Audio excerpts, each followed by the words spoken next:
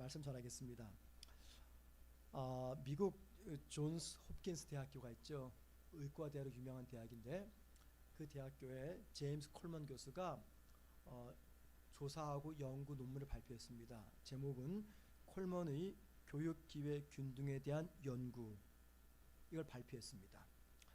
이 교수는요, 학생들 60만 명, 교사 6만 명, 그리고 학교 약 4천여 개 학교를 대상으로 조사를 한 거예요. 교육정책, 학교 시설, 교육과정, 교사의 질, 이것들보다 더 중요한 것이 있는데 그것은 학생의 가정 환경과 학생의 가장 친한 친구의 가정 환경이 학업 성취도에 가장 큰 영향을 끼친다라는 연구 논문 발표였습니다. 여러분, 이 논문에 동의가 되십니까? 교육정책, 학교시설, 교육과정, 교사의 질보다 더 중요한 것은 학생의 그 가정 환경과 친한 친구의 가정 환경, 이게 가장 중요하다라는 겁니다. 가족 간 끈끈한 정서적 유대감이 있는 화목한 가정이 아이에게 심리적 안정감을 주어서 학업 성취도에 큰 영향을 준다, 그 이야기입니다. 자, 그러니까는 한마디로 말하면 이거예요. 내 자녀가 공부 잘하는 자녀 되게 하려면 제일 먼저 화목한 가정을 만들어라, 그 보고서입니다. 가정이 화목해야 자녀들이 심리적으로 안정돼 가지고 공부에 최선을 다한다, 그 이야기죠. 프리미어 취업 포터 커리어에서 직장인을 대상으로 직장인들의 인생의 최종 목표가 무엇인지 설문조사했습니다. 직장인의 인생 최고의 목표 1번이 무엇일까요? 43.6%가 답하기를 화목한 가정이라고 말합니다. 열심히 일하는 목적, 아침부터 밤늦게까지 내가 열심히 일하는 목적은 첫 번째, 화목한 가정을 이루는 것이다. 이런 통계는요, 우리 사회에서 이 가정의 화목이 얼마나 중요한가를 알려줍니다. 그래서 옛날에, 지금은 없어요, 예전에는요, 각 가정마다 뭘 붙여놓았습니까? 가화 만사성 붙여놓았어요. 가정이 화목해야 만사가 다 잘 된다, 그런 이야기죠. 그런데 여러분, 한번 생각해 보죠. 내가 세상에서야 어쨌든 그냥 가정만 화목하면 될까요? 내가 속한 세상 다른 곳에서 매일 치열하게 싸우는 전쟁터인데 가정만 화목하면 다 되는 겁니까? 가정만 화목하면 내 삶의 질이 높아집니까? 아닙니다. 내가 속한 곳이 화목해야 내가 행복을 느끼고 그래야 내 삶의 질이 높아집니다. 그리고 고린도후서 5장 18절 말씀 보면은요, 내가 속한 곳에서 사람과 사람 사이를 화목하게 하고, 그리고 사람과 하나님을 화목하게 하고, 세상과 하나님을 화목하게 하는 것, 이것이 바로 예수 믿는 성도에게 주어진 사명이다 라고 이야기합니다. 그런데 여러분, 우리가 이 사명을 이루기 전에 나 때문에 세상 사람들이 화목하고 나 때문에 세상과 하나님이 화목하게 하는 이 사명을 이루기 전에 먼저 선행될 것이 있습니다. 그게 무엇입니까? 자, 고린도후서 5장 20절 뒷부분입니다. 이렇게 말합니다. 그리스도를 대신하여 간청하노니, 즉 부탁하노니, 그 말입니다. 너희는 하나님과 화목하라. 하나님과 화목하라고 우리에게 부탁합니다. 내가 이 세상에서 화목을 이루는 사람이 되려면 먼저 선행될 것이 있는데 내가 먼저 하나님과 화목해야 된다, 그 뜻입니다. 자, 그러면 여러분, 우리가 어떻게 하면 하나님과 화목할 수가 있을까요? 오늘 그 이야기를 좀 나눠보도록 하겠습니다. 우리가 예수님의 보혈을 통해서만 하나님과 화목할 수 있습니다. 저는 지난주에 이 보혈의 능력이라는 주제 설교를 했어요. 오늘도 두 번째 보혈의 능력을 가지고 설교할 거고요. 다음 주에도 마지막 세 번째 이 보혈의 능력에 관해 설교할 겁니다. 자, 오늘 살펴보는 보혈의 능력은 무엇이냐? 우리를 화목하게 하는 능력입니다. 예수의 보혈을 통해서 우리는 하나님과 화목합니다. 인간은요, 하나님과 화목해야 진정한 행복을 누릴 수 있습니다. 제가 전에 말씀드린 적이 있었습니다. 제 막내 동생이 결혼하고 나서 저를 만나서 한 말이, 형 너무 행복해, 그러더라고요. 너무 행복해. 뭐 안 그러겠습니까? 사랑하는 아내를 만나서 결혼 생활을 시작했으니 모든 것에 다 행복하죠. 근데 살다 보면은 그 행복이 잘 유지되던가요? 결국 제 동생은 이혼하고 말았어요. 형, 나 행복해 그랬잖아요.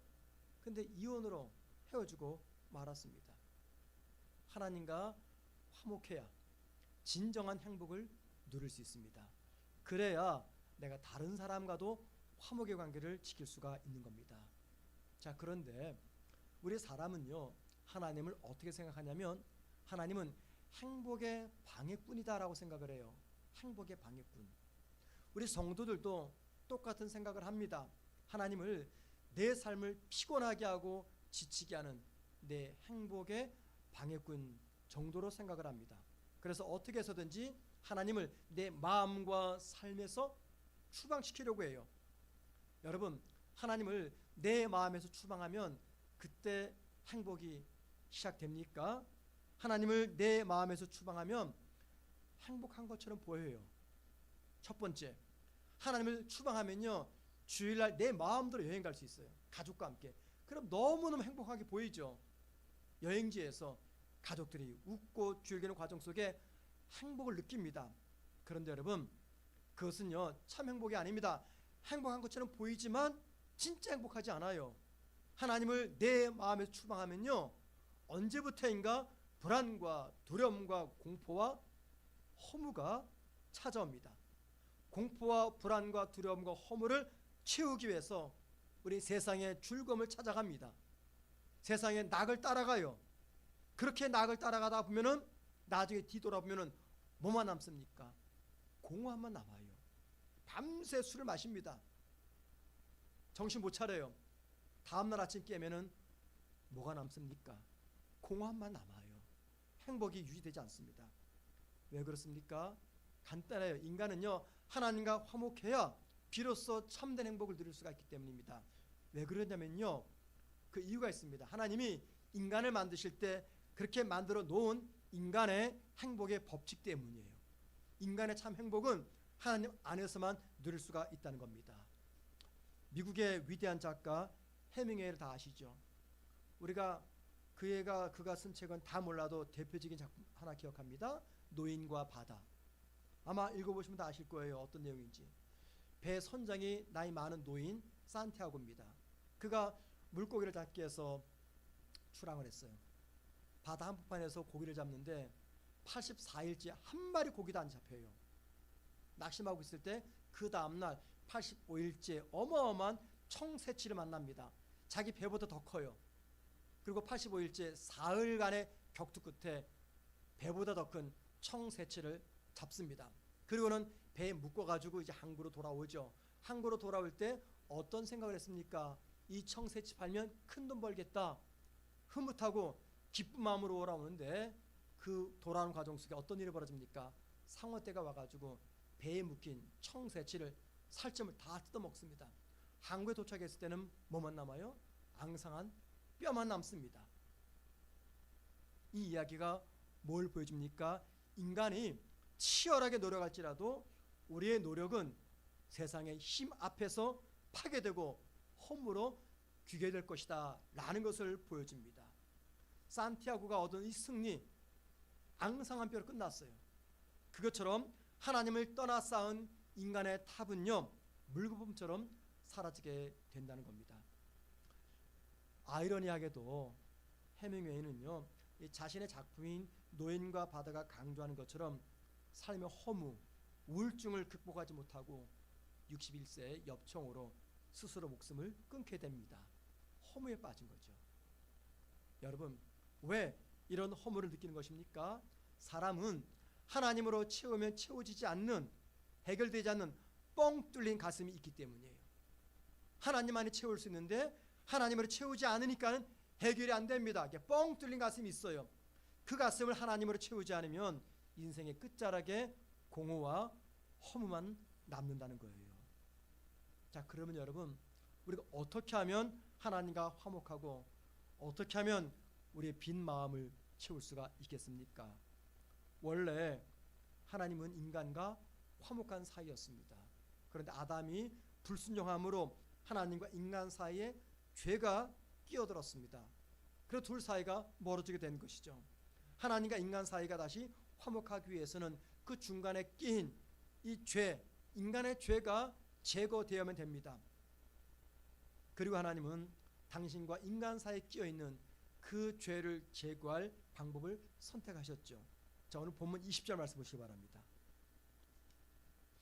그의 십자가의 피로 화평을 이루사, 십자가의 피로 화평을 이루사 만물 곧 땅에 있는 것들이나 하늘에 있는 것들이 그로 말미암아 자기와 화목하게 되기를 기뻐하심이라. 십자가의 피로 만물, 사람을 포함한 만물과 하나님이 화목하기를 원하셨다, 그 말입니다. 십자가 피가 무엇입니까? 예수 그리스도의 대속적 죽음을 이야기합니다. 하나님은 죄인인 인간과 화목하기 위해서 인류의 죄를 예수님에게 다 전가시킵니다. 그리고 나서 예수님을 죄의 저주로서 십자가에 달려 죽게 하셨어요. 하나님과의 화목을 위해서 내가 한 거 아무것도 없습니다. 화목으로 초대하시는 하나님의 초대의 믿음으로 우리가 응하게만 되는 거예요. 이것을 은혜라고 이야기하죠. 그런데 여러분, 하나님과 화목하기 위해서 내가 한 가지는 결단해야 됩니다. 그것은 내가 죄인임을 깨닫고 그 죄를 하나님 앞에서 고백하는 거예요. 물론 이마저도 하나님의 은혜이고 성령의 도우심이지만 내 자유의지로 내가 죄인입니다 깨닫고 인정하고 고백해야 됩니다. 그리고 자신이 죄인임을 깨닫고 고백하게 되면 그때 비로소 누가 보입니까? 죄 문제를 해결하기 위해서 이 땅에 오신 예수 그리스도가 보이게 되고 주님의 보혈을 의지하게 된다는 겁니다. 자, 그 결과 하나님과 화목하게 되면서 내 삶의 공허함, 허무, 모든 것들을 극복하게 된다는 거예요. 여러분은 이 세상에서 가장 큰 축복이 어떤 축복이라고 생각하십니까? 가장 큰 축복, 그 무엇과도 견줄 수 없는 가장 큰 축복. 로또 하나 당첨되면은 가장 큰 축복이 됩니까? 가장 큰 축복. 제가 최근에 들은 이야기인데 제가 영국에서 같이 공부했던 제 후배, 그땐 전사님이었어요. 후배가 한국에 있을 때 복권을 석 장을 샀대요. 근데 그게 1등 맞고 2등 맞고 3등을 맞았대요. 이게 믿어집니까, 여러분들? 그래가지고 그 아버지가 조그만 교회를 하셨는데 복권에 당첨돼가지고 그 돈을 가지고 교회를 크게 지었대요. 그 교회가 대전에 있습니다. 그리고 그 아들은 복권 당첨된 그 덕분으로 아버지 뒤를 이어서 그 교회에서 담임 목회자로 목회하고 있어요. 이게 가장 큰 축복일까요? 그럴 수도 있겠죠. 제가 생각할 때 가장 큰 축복이란 자신이 죄인임을 깨닫고 하나님께 자신의 죄를 고백하는 겁니다. 이게 가장 큰 축복이에요. 왠지 아십니까? 내가 죄인임을 깨닫고 고백할 때 그때 비로소 예수님께서 십자가에서 죽으신, 그리고 그 독자를 십자가 죽게 하신 하나님의 사랑을 구하기 때문입니다. 하지만 하나님 앞에서 자신의 죄인임을 깨닫지 못하고 고백하지 못하는 분들은요, 절대로 하나님께서 마련한 이 화목의 자리로 나아가지 못합니다. 아니, 정확히 말하면 자신의 죄인임을 깨닫지 못하는 분들은요, 하나님과 화목해야 될 필요성조차도 느끼지 못하는 것입니다. 그렇기 때문에 나는 죄인입니다, 나는 하나님께 죄를 지었습니다 라는 고백은요, 이 세상에서 가장 아름답고 가장 존귀하고 복된 고백인 겁니다. 그래서 어거스틴은요, 이 인간의 죄를 가리켜서 라틴어로 펠릭스 쿨파라고 말했습니다. 펠릭스 쿨파. 그 뜻이 뭐냐면 오 복된 죄요, 오 행복한 죄요. 어거스틴이 죄를 찬양하는 게 아닙니다. 왜 죄를 가리켜서 복되다, 행복하다라고 말합니까? 이유가 있죠. 바로 그 죄 때문에 나를 죄로부터 구원하신 하나님의 아들 예수 그리스도를 간절히 찾기 때문입니다. 우리가 하나님과 화목하기 위해서 내가 죄인임을 고백하고 예수의 보혈을 믿고 의지해야 되는 것, 이게 바로 하나님께서 정해놓으신 영적 법칙입니다. 이 법칙, 영적 법칙은요, 일반 법칙처럼 논증이나 혹은 이해 차원이 아니에요. 이걸 어떻게 논증하겠습니까? 이게 이해가 됩니까? 이 법칙은요, 믿음의 차원입니다. 우리가 살아가는 이 세상은요, 하나님께서 정하신 이 자연의 법칙에 의해서 움직입니다. 대표적인 게 사계절의 변화죠. 하나님께서 정해 놓으셨어요. 인간이 이 법칙을 인정하든 인정하지 못하든 믿든 믿지 못하든 상관없이 이 자연의 법칙은 모든 사람에게 동일하게 적용이 됩니다. 하나님께서 이 사계절의 변화 만들지 않았어 하는 사람에게는 이 법칙이 적용 안 됩니까? 아니죠. 상관없이 모든 사람에게 이 법칙은 적용이 돼요. 그죠? 아이작 뉴턴이 1665년 사과나무에서 사과가 떨어진 거 보고 어떤 법칙을 발견했습니까? 만류인력의 법칙을 깨달았어요. 만류인력의 법칙. 이 만류인력의 법칙이 뭐냐? 간단합니다. 우주에 많은 것들이 있잖아요. 그 모든 것들이 서로 끌어당기는 힘이 있다는 겁니다. 그래서 땅에서 사과나무를 끌어당기기 때문에 사과가 떨어지면서 공중에 떠돌지 않고 땅에 떨어졌다. 이게 만류인력의 법칙이에요. 그리고 무거운 것일수록 힘이 강해서 약한 다른 것을 끌어당긴다라는 거죠.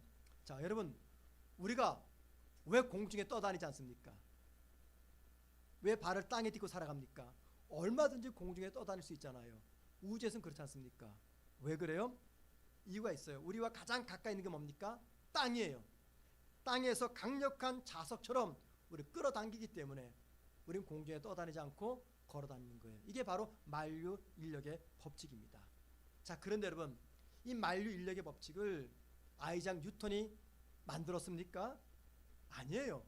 하나님이 만드신 거예요. 아이작 뉴턴은요, 그 법칙을 깨닫고 발견한 것 뿐입니다. 그런데 아이작 뉴턴이 이 만류인력의 법칙을 발견하기 전이나 발견한 후나 이 법칙은요, 똑같이 적용되고 있는 겁니다. 아이작 뉴턴이 이 법칙을 발견한 다음부터 이 법칙 작동된 게 아니에요. 이전부터 작용되고 있었습니다. 또한 우리가 이 법칙을 이해하든 이해하지 못하든 모두에게 똑같이 적용이 됩니다. 아이작 뉴턴이 발견했던 이 만류인력 법칙을 내가 이해하는 사람에게만 적용되는 게 아니에요. 믿는 사람에게만 적용되는 게 모두에게 적용이 됩니다. 똑같습니다. 예수님의 보혈에는 하나님과 우리를 화목하게 하는 능력이 있어요. 그런데 이 사실을 믿든 믿지 않든 십자가 법칙은요, 똑같이 모두에게 적용이 됩니다. 그래서 이 법칙을 믿으면 구원받아서 하나님과 화목하지만 이 법칙을 믿지 않으면 그 법칙에 의해서 영벌을 받게 된다는 겁니다. 우리가 하나님과 화목하게 되는 것, 그것은 보혈의 능력 때문이에요. 자, 그런데 여러분, 이야기가 거기서 끝나면 얼마나 좋겠어요. 그럼 저도 설교를 여기서 끝내야 됩니다. 성경은 거기서 멈추지 않습니다. 그 다음 단계로 나갑니다. 어떤 단계입니까? 십자가 보혈로 하나님과 화목하게 된 사람은요, 반드시 다른 사람과 화목해야 된다는 거예요. 거기까지 나갑니다. 우리가 예수의 보혈로 하나님과 화목하지 않았을 때는 어떤 사람이었습니까? 악한 행실로 하나님과 원수된 관계였습니다. 자, 오늘 본문 21절 보세요. 전에 악한 행실로 멀리 떠나, 이게 전에, 이 말은 언제를 말할까요? 예수님의 보혈을 내가 믿기 전에 그 말입니다. 전에 악한 행실로 멀리 떠나 마음으로 원수가 되었던 너희를, 이게 우리 원래 상태예요. 하나님과 원수된 상태, 예수의 보혈을 믿지 않았던 상태. 자, 그런데 예수의 보혈로 하나님과 화목하게 되자 우리에게 어떤 변화가 나타납니까? 자, 그 다음 절 22절 보세요. 이제는, 이때가 언제입니까? 예수의 보혈을 내가 믿는 그때를 말합니다. 이제는 그의 육체의 죽음으로 말미암아 화목하게 하사 너희를 거룩하고 흠없고 책망할 것이 없는 자로 그 앞에 세우고자 하셨으니, 예수님의 보혈이 하나님과 우리 사이에 막힌 담을 허물어뜨렸습니다. 그 결과 저와 여러분은 하나님 앞으로 나아가게 되었고, 거룩하고 흠없고 책망할 것이 없는 자로 살 수 있게 되었다는 것입니다. 이 모든 변화가 예수의 보혈로 인해 주어진 변화이며 은혜입니다. 그리고 용서의 은혜 받은 우리들도 원수를 향해서 같은 마음 품으라 라고 말합니다.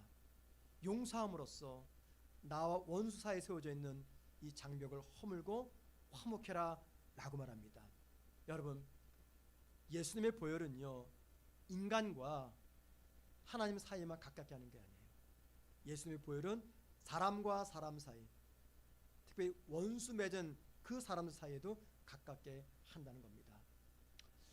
사업을 처음 시작할 때 자본금이 부족하면 주로 어떻게 합니까? 대출을 받아도 안 돼요. 그럼 어떻게 해요? 다른 친구와 동업을 합니다. 또는 형제와도 동업을 합니다. 여러분 혹시 동업해 보신 적 있으십니까? 동업이 끝이 아름답던가요?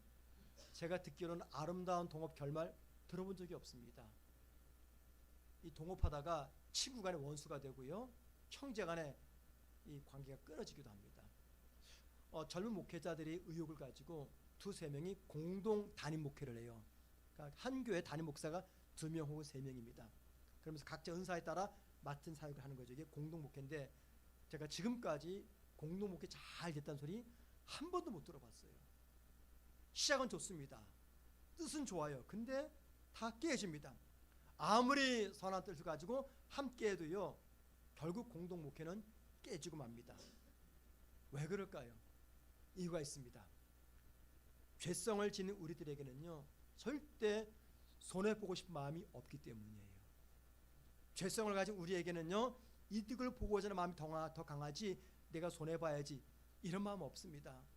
죄성을 가진 우리들에게는요, 내가 섬김받아야지 이 마음이 강하지 내가 섬겨야지 이 마음이 더 강하지 않습니다. 교회에 많은 성도들이 모입니다.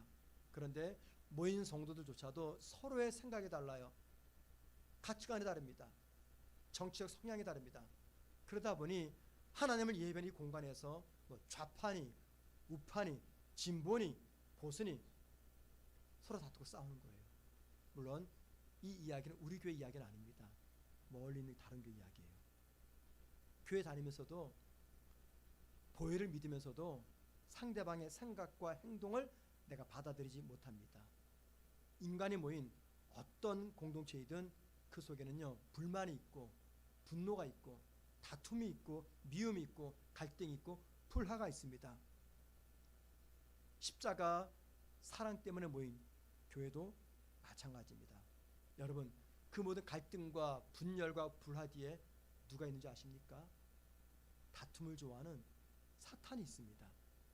어떤 공동체이든 화목하지 못하면 건강했던 공동체도요, 병들어 흩어지게 됩니다.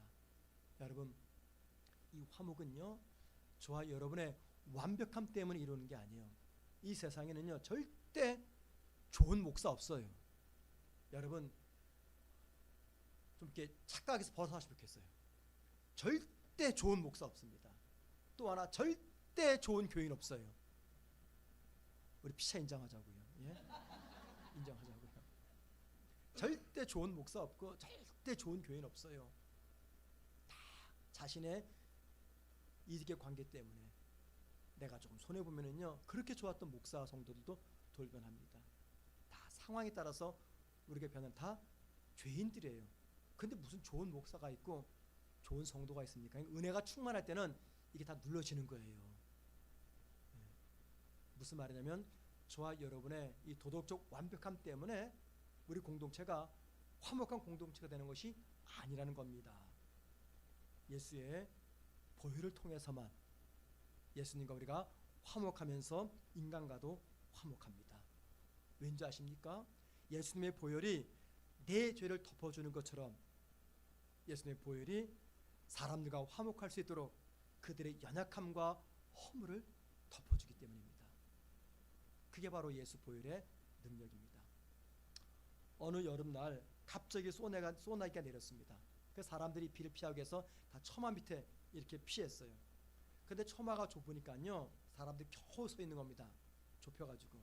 자, 그런데 갑자기 어느 아주머니가 뛰어오면서 사람들을 밀치고 끼어드는 바람에 맨 끝에 있었던 한 젊은 청년이 피 밖으로 처마 바깥으로 나가게 된 거예요. 피를 맞고 있는 겁니다. 이 청년이 믿음이 좋은 청년이었어요. 한운 수 없이 비를 맞으면서 자기가 가던 길로 가려고 했어요. 바로 그때 처마 끝에 있던 한 사람이 그 청년에게 이렇게 말합니다. 여보게 인생은 원래 다 그런 거네 라고 말이죠. 근데 이 청년이 가던 길을 멈추고 집에 안 가고 우산 가게를 찾아갔어요. 그래서 우산을 사가지고 다시 돌아왔습니다. 그리고 처마 밑에 있는 사람들이 다 나눠주는 거예요. 그러면서 자기에게 여보게 인생은 다 원래 그래 라고 말했던 그 사람에게 이렇게 말합니다. 인생은 다 그런 것만은 아닙니다. 이게 바로 하나님과 화목한 자의 모습입니다. 2010년 천안함 사고가 있었어요. 기억나시죠? 그때 한 기독교인 어머니가 20대 아들을 잃었습니다. 그리고는 참담함 속에서 살고 있었어요. 잠을 이루지 못합니다. 마음에는 분노와 증오가 자리 잡고 있었어요. 어떻게 하면 이 일을 저진 자들을 내가 용서할 수 있을까? 절규만 쌓여갔습니다. 어느 날 새벽 기도하다가 하나님께 외쳐 물었습니다. 하나님, 이 고통을 어떻게 합니까? 원수를 미워하는 내 마음이 너무나 괴롭습니다. 그 순간 말할 수 없는 성령의 위로가 이 엄마 마음에 찾아오기를 시작했습니다. 이 엄마는 훗날 교회 간증에서 이렇게 고백합니다. 원수를 사랑할 자신은 없었습니다. 하지만 용서를 선택하지 않으면 제 마음이 먼저 죽겠다는 것을 알았습니다. 그리고 이렇게 또 계속 고백합니다. 제 아들도 결국 하나님의 용서를 통해서 그의 영혼이 살 수 있었습니다. 그렇다면 저도 누군가를 용서해야 제 영혼이 살 수 있습니다. 그녀는요, 자신이 아들을 죽인 원수를, 가해자를 용서하겠다, 사랑하겠다 라고 말하진 않았어요. 사랑까지 못하는 거죠. 단지 하나님 미워하지 않겠습니다. 미워하지 않겠습니다. 제가 무너지지 않게 도와주십시오 라고 기도했다고 합니다. 그 후에 그녀는요, 이 증오의 무게에서 벗어나서 회복된 다음에 이렇게 간증을 계속 이어갑니다. 내가 용서한 것이 아니라 예수님의 보혈이 내 마음에 흘러 용서를 가능하게 했습니다. 이것이 내 인생의 기적입니다. 예수님의 보혈은요, 인간적 힘으로는 불가능한 용서, 이거를 가능하게 하는 초자연적 은혜입니다. 예수님의 보혈로 우리 모두는 하나님과 화목했습니다. 그러면 다른 사람과도 화목해야 됩니다. 예수님의 보혈 때문에 부모님과 화목하셔야 돼요. 예수님의 보혈 때문에 형제와 친구와 동료와 성도들과 화목하셔야 됩니다. 세 번째입니다. 예수님의 보혈로 우리가 하나님과 화목하게 되었으면 그 다음에는요, 이 세상이 하나님과 화목할 수 있도록 최선을 다해야 됩니다. 예수님과 화목한 우리는 사랑과 화목해야 됩니다. 동시에 하나님과 세상이 화목할 수 있도록 최선을 다해야 됩니다. 이것이 예수님의 보혈로 하나님과 화목하게 된 자에 주어진 사명입니다. 자, 바울은요, 예수의 보혈을 통한 화목을 말하면서 23절 뒷부분에서 이렇게 말합니다. 보세요. 이 복음은 천하 만민에게 전파된 바요. 나 바울은 이 복음의 일꾼이 되었노라. 바울은 자신이 복음의 일꾼된 것에 대해서 고린도후서 5장 19절에서 이렇게 말합니다. 보세요.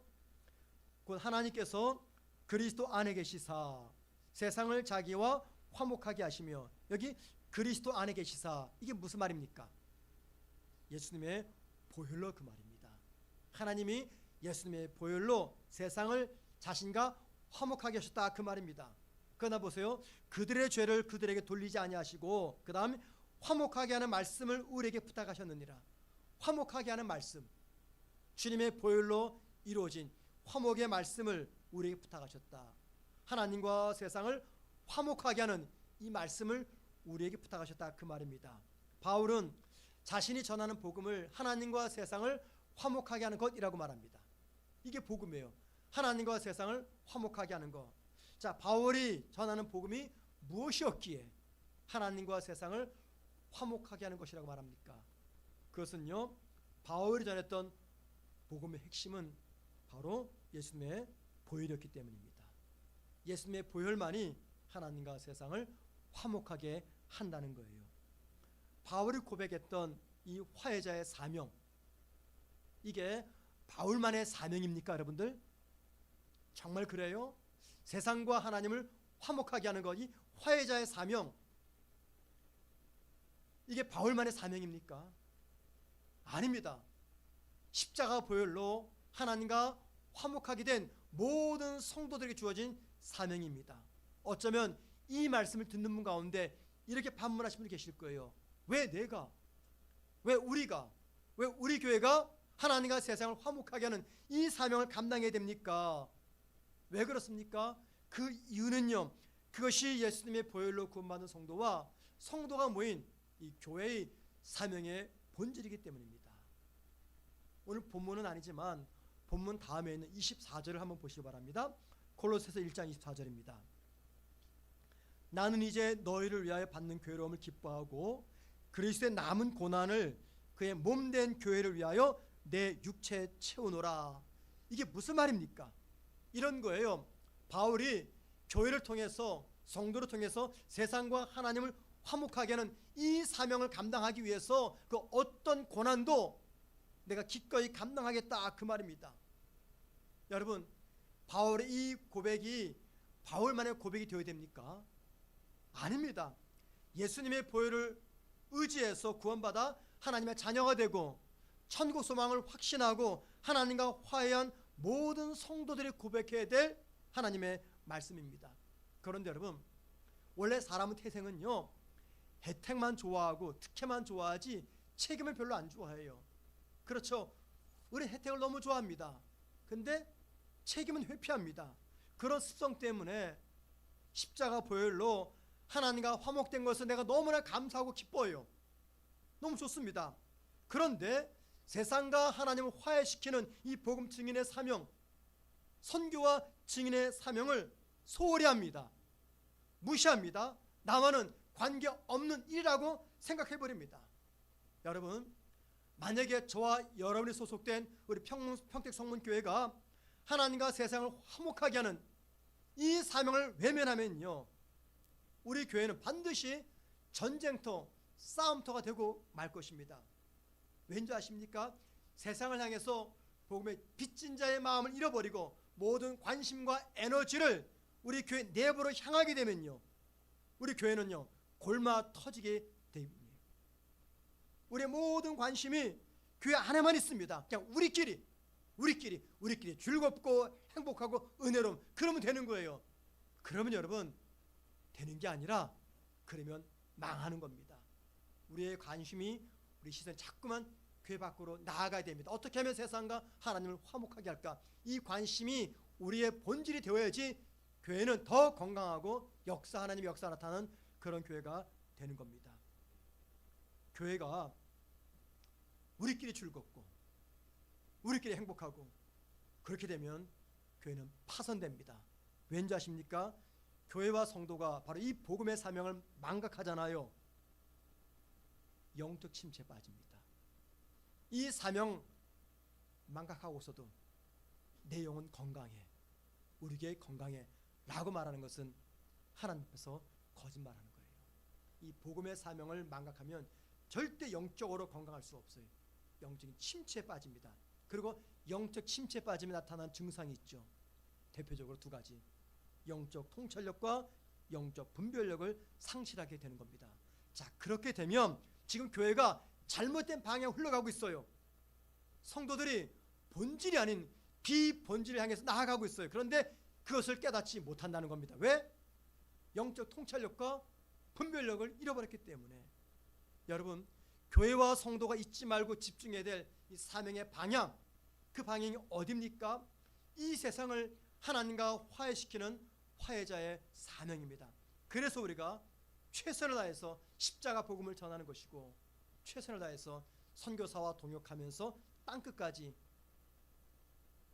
그리스도의 보혈을 전하는 사명에 동참하는 겁니다. 그런데 이 일이 많이 힘듭니다. 어려워요. 그래서 어떻게 해서든지 이 일을 피하려고 합니다. 왜 어렵습니까? 내 것을 내가 줘야 되기 때문이에요.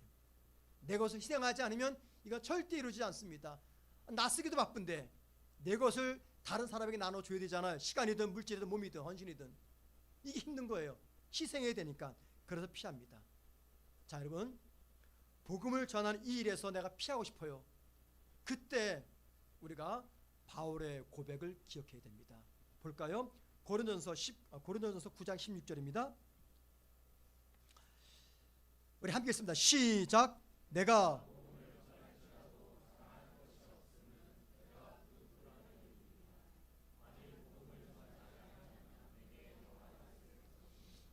만일 내가 십자가 복음을 전하지 않으면, 만일 내가 하나님과 세상을 화해시키는 이 화평의 복음을 전하지 않으면 내게 화가 있다. 이게 무슨 말입니까? 교회적으로 적용해 보죠. 만약에 교회가 세상을 하나님과 화평케 하는 이 복음을 전하지 않으면 교회가 화를 입는다. 교회가 영적으로 무너진다, 그 말입니다.